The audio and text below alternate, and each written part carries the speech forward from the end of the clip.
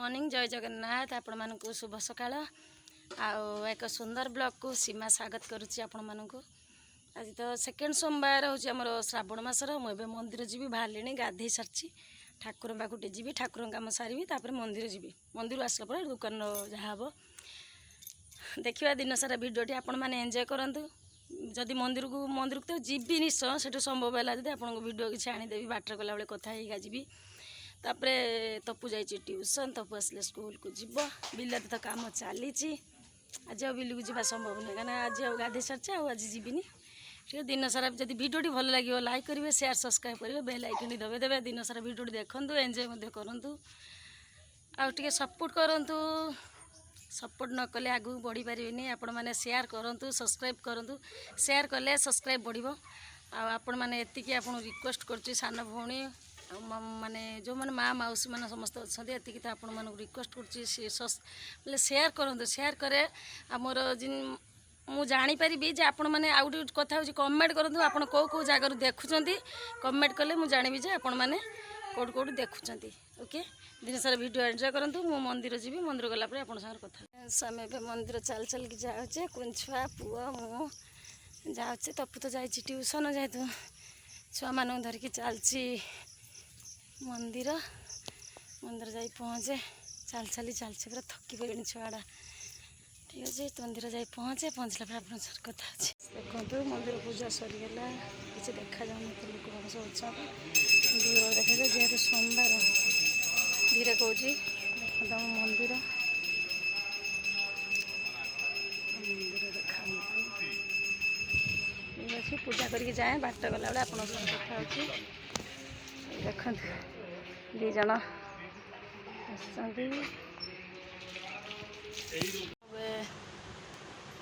मंदिर पड़े आए चल चल के आई वीडियो बनवाई मुझे शक्ति नाला टी आसी फैन बसी जाइए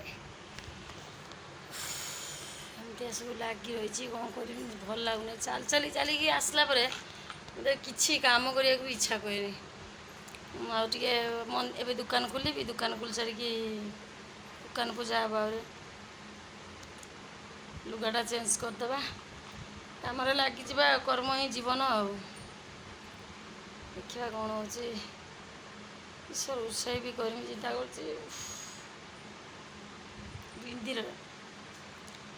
सोमवार आपण मैंने कौ कौ मंदिर जाइए कमेंट माध्यम जनइबे कौटी कौटी पांडाली गले तपु जाता तो पूर्व ब्लॉक कहती आप जानते पूर्व जाता हूँ पांडाली जापारान जेहतु ता मन पूरा दुख एमती सब चलती ठीक अच्छे कम सारे आगे आसती तो तपु तो आसीगला देख तो कौन चलती ट्यूशन के आसल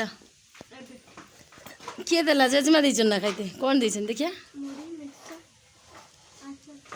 इस केमती लगुच बढ़िया आ कौन कह फ्रेंड्स मान को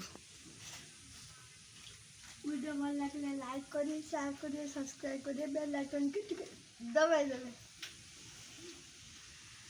आमती तो सब चली पूरा पाग आज देखु टी खरा कर ठीक अच्छे देखो तो खरा केमती कर देखो सी भी केमती हो से खाली गेल हम आ कि छड़ा कि ना देखो आसटी आम मुतु देखु ये मुतु कौन कर मुतु देखो डब्बा खाऊँ डब्बा खाऊँ एमती सब चलती सोन पापड़ी से खाऊँ कौन खाऊँ कि सुन पापड़ देते डब्बा को खाइला ठीक अच्छे आगे पर आसचे बहुत समय आप कथा है जेहेतु पखाड़ आम टे गड़ी जाइए मजा मजा बाजिकी दुकान टे बसिक आसी गड़ी पड़ी बापा ये खाऊँ भात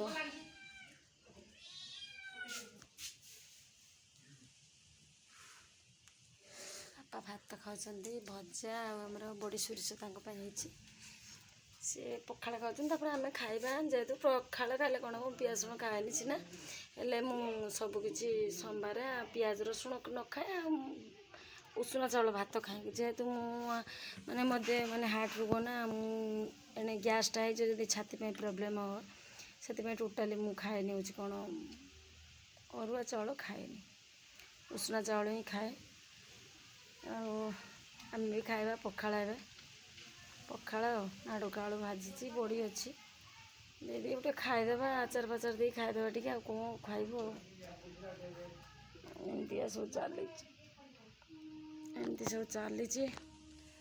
ଟିକେ ରେଷ୍ଟ ନେଇଛି, ଭଲ ଲାଗୁନାହିଁ, ଶୋଇଥିଲି ଗଡ଼ୁଥିଲି, ତାପରେ ଲାଇନ୍ ବି ନାହିଁ ଆଜି, ଚାର୍ଜ ବସେଇ ପାରିନି ମୋବାଇଲ, ସେଇଥିପାଇଁ ଆପଣଙ୍କ ସାଙ୍ଗେ ବ୍ଲଗ୍ ବନେଇ ପାରିଲିନି। ମୁଁ କହିଲି ଅଳ୍ପ ଟିକେ ଏବେ ବନେଇ ଦେଇଥାଏ, ଖାଇଲା ବେଳେ ମୁଁ କ'ଣ ଦେଇ ଖାଉଛି, ମୁଁ ତ ସେଇଆ ଦେଇ ଖାଇବି, ଆଉ ଆପଣମାନେ ଆଉ କ'ଣ ଖାଇବେ। ଆପଣ ଆଜି ଭଲ ଭଲ ଜିନିଷ କରି ଖାଇବେ, ଯେହେତୁ ଶ୍ରାବଣ ମାସ ସୋମବାର, ଆମର ଅରୁଆ ଚାଉଳ ଖିଚୁଡ଼ି ଫିଚୁଡ଼ି କରି ଖାଉଥିବେ, ମନ୍ଦିରମାନଙ୍କୁ ଯାଇଥିବେ, ସବୁ ବୁଲାବୁଲି କରି ଆସୁଥିବେ, ଏମିତି ସବୁ ଚାଲିଛି। ଗରମ ପ୍ରବଳ, ଲାଇନ୍ ନାହିଁ, ଭଲ ଲାଗୁନାହିଁ ଟୋଟାଲି। ଯାହା ହଉ ଯେତିକି ପାରୁଛି ଆପଣମାନଙ୍କୁ ବ୍ଲଗ୍ ମାଧ୍ୟମରେ ଦେଖିବାକୁ ଚେଷ୍ଟା କରୁଛି। ଆପଣମାନେ ସପୋର୍ଟ ନ କଲେ ମୁଁ କେମିତି ଆଗକୁ ଯାଇପାରିବି।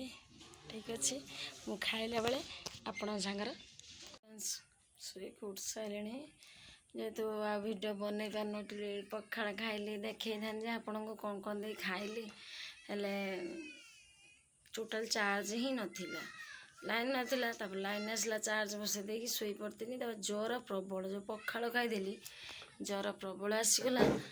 ଏବେ ଉଠିକି ଟିକେ ନାଲି ଚାହା ପିଇଲି, ପିଇ ସାରିଲା ପରେ ଏବେ ଟିକେ ଭଲ ଲାଗିଲା, ସେ ଦୋକାନଟା ଖୋଲି ତପୁ ତାର ସ୍କୁଲରୁ ଆସି ଫେରେ ଟ୍ୟୁସନ୍ ପଳେଇଲା, ମୋର ସାମାନ ବି ଦୋକାନ ସାମାନ ବି ଆଣିକି ଦେଲାନି। ଟେନସନ୍ ଯେ ପ୍ରବଳ, କୁହନ୍ତୁନି, କେମିତି କ'ଣ କରିକି ଦୋକାନଟା ଚଲେଇମି ସେ ଭାବିପାରୁନି। ଦୋକାନ ବି ସଉଦା ଆଣିଲାନି, 2-3ଟା ସଉଦା ସରିଯାଇଛି। ଏମିତି ସବୁ ପିଲାମାନେ, ଆଜିକାଲି ପିଲାମାନେ ବି କଥା ମାନୁନାହାନ୍ତି, ଏତେ ଦୁଷ୍ଟ, କୁହନ୍ତୁନି ଆପଣମାନେ।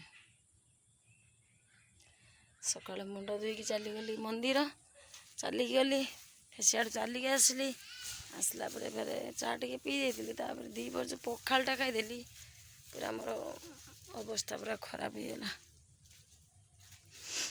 ଥଣ୍ଡା ପ୍ରବଳ ହେଇଯାଇଛି, ଥଣ୍ଡା ପ୍ରବଳ। ଆଉ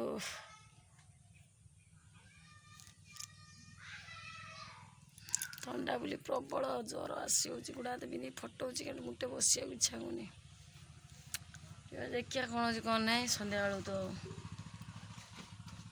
ସନ୍ଧ୍ୟା ଦେବା, ଦେଇ ସାରିଲା ପରେ ଆପଣଙ୍କ ସାଙ୍ଗରେ କଥା ହେଉଛି।